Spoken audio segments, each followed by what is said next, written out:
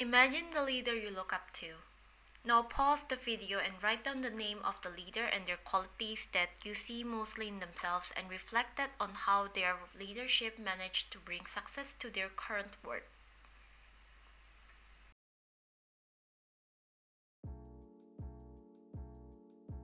In today's workshop, we will be discussing one of the main traits of transformational leadership that can be applied in our life at work. But before that, what do you think is transformational leadership? Transformational leadership is defined as a style that inspires their followers to achieve performance beyond expectations in transforming their attitude, beliefs, and values. Leaders with the following type of leadership provides their employees with a clear goal ahead and also encourage, inspire, and motivate their employees to innovate as well as bring changes that will help in the company's growth and success. With the daily changes happening in this world, transformational leaders are needed as they become a competitive advantage for organizations. Some of the characteristics of transformational leaders are: leaders and followers are treated within the same level, allowing employees to take decision and ownership of tasks. Leaders are also mostly inspired by their personal values such as justice, fairness, and honesty that will be delivered as standards which could create harmony and unity among their followers. They also focus on an ethical work environment and emphasis on open communication, cooperation, and authenticity. Having the qualities of transformational leadership has been guaranteed successful in the past. Results of past studies shows that a high-quality relationship between the leader and followers affects the work experience in positive manner in terms of performance and outcome, as the personalized relationship with the leader creates an environment of comfort to debate or reason with the leader. If mutual trust, loyalty, and respect are developed from the follower towards the leader, this will achieve the transformational leadership framework. This will also influence the follower in some way as leaders are perceived to be their role model. The positive impact from the leader enhances motivation, morality, and empowerment of their followers. There are 4 core values of transformational leadership, which includes idealized consideration, inspirational motivation, intellectual stimulation, and idealized influence.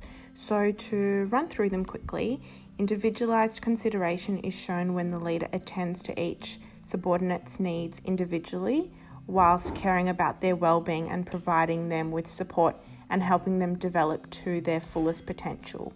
Secondly, inspirational motivation is demonstrated in a leader that communicates to their followers a vision that is appealing and inspiring and provides them with challenges that are difficult yet achievable. Thirdly, intellectual stimulation is when the leader challenges the assumptions and beliefs that are relied on by subordinates and encourages them to expand their thoughts and to think for themselves.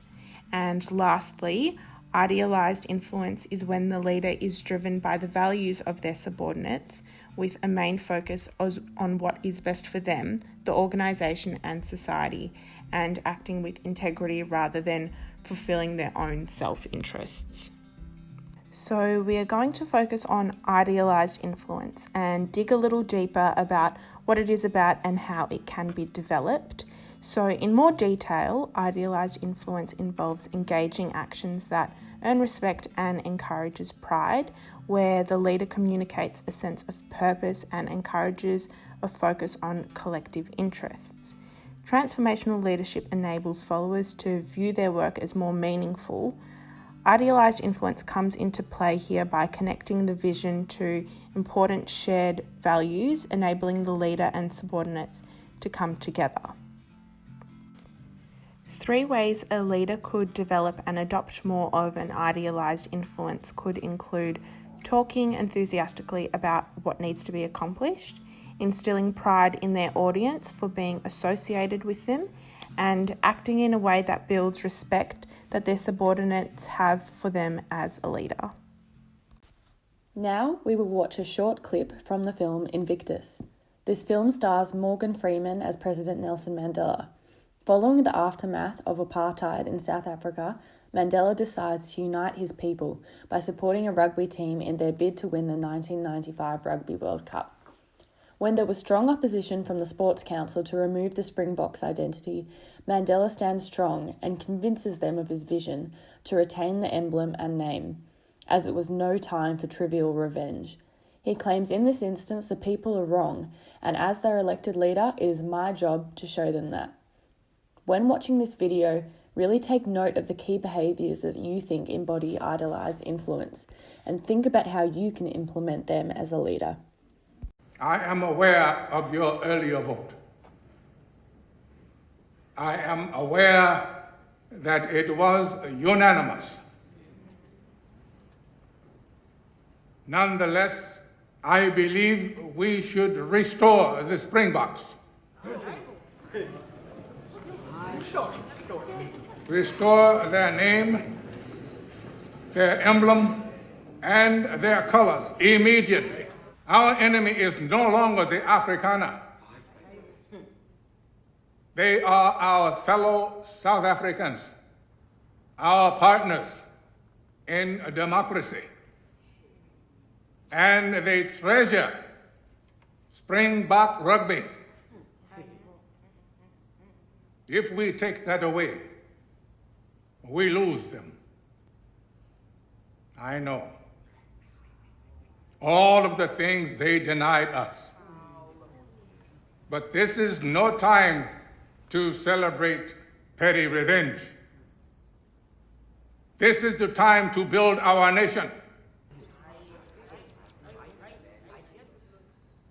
You elected me your leader. Let me lead you now. Have a think about who your favourite leader is and what qualities do they embody.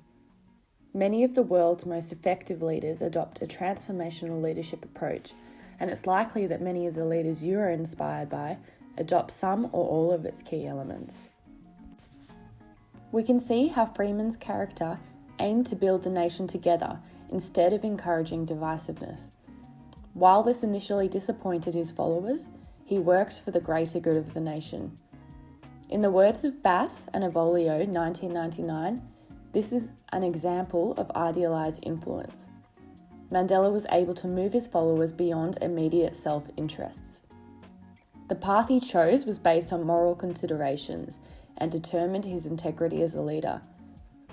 So using this example, we will now provide ways in which you, as a leader, can generate idealised influence in an organisational setting. 1. Look beyond the immediate self-interest. As a transformational leader, it is important to focus on what is best for your followers, as well as the organisation and society as a whole. Make sure to think ahead and make decisions based on the bigger picture. Consider the implications this decision has on all stakeholders. 2. Use logical reasoning to convince followers of your vision. Use these arguments to determine your integrity as a leader. Explain why the selected path is right. As the film Invictus demonstrates, Mandela brought about transformational change in the mindset of his followers by convincing them to unite in his vision. 3. Focus your strategy on ethical and moral considerations. Mandela persuades the committee to forgive the Afrikaners for their past and reconsider their decision by abiding by moral values. As a leader, ensure you embody high standards of ethical conduct to back up your strategy. This also determines your integrity as a leader. 4. Emphasize a common mission. Mandela emphasizes a common mission of a united nation. In an organisational setting, emphasize the value and power of collaboration. Intend to unite your followers by working together towards a common goal. Okay, so in this next section, we're going to focus on the idealised influence component of transformational leadership. Idealised influence refers to a leader being driven by values and a concern about what is best for their followers, organisation, and society. These leaders act with integrity beyond their own self-interest. So what we're going to do is we're going to play a clip from the film Remember the Titans. If you haven't seen it, the movie focuses on a newly racially integrated football team. Herman Boone, played by Denzel Washington, is the team's coach and faces many challenges in bringing them together. Anybody know what this place is? This is Gettysburg. This is where they fought the Battle of Gettysburg. 50,000 men died right here on this field, fighting the same fight that we're still fighting amongst ourselves today. This green field right here, it's painted red, bubbling with the blood of young boys. Smoke and hot lead pouring right through their bodies. Listen to their souls, man. I killed my brother with malice in my heart. Hatred destroyed my family. You listen. You take a lesson from the dead. If we don't come together right now on this hollow ground, we too will be destroyed. Just like they were. I don't care if you like each other or not, but you will respect each other. And maybe, I don't know, maybe we'll learn to play this game like men. So just on the speech itself, Coach Boone speaks slowly as he draws the team in through visualization. Transformational leaders need to speak in a way that intrigues the followers and makes them more receptive to their message. And again, as I touched on earlier, race and racial integration are key themes of this movie. The main value he's trying to impart on the team here is equality. So I want to focus on the first part of Idealized influence, that being the leader is driven by values and a concern about what is best for their followers, organisation and society.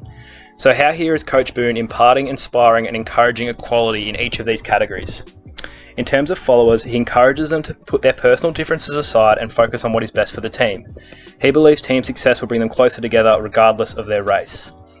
The organisation here is the school. Due to it being racially integrated recently, there is likely a great deal of tension and prejudice. Similar to before, a winning team would likely bring the school together and further equality. For the wider society, similarly to the school, a winning football team can give them something to rally around and demonstrate that racial integration is a good thing. So now we have an activity for you to complete. We want you to imagine that you're the CEO of your own company. We want you to pause this video and spend the next 5 to 10 minutes thinking about what values you would want your organisation to hold. Think about how the company could convey these values to your followers, organisation and the wider society. Finally, how would upholding these values benefit each of these three groups? So pause the video now and we'll see you back in 5 to 10 minutes.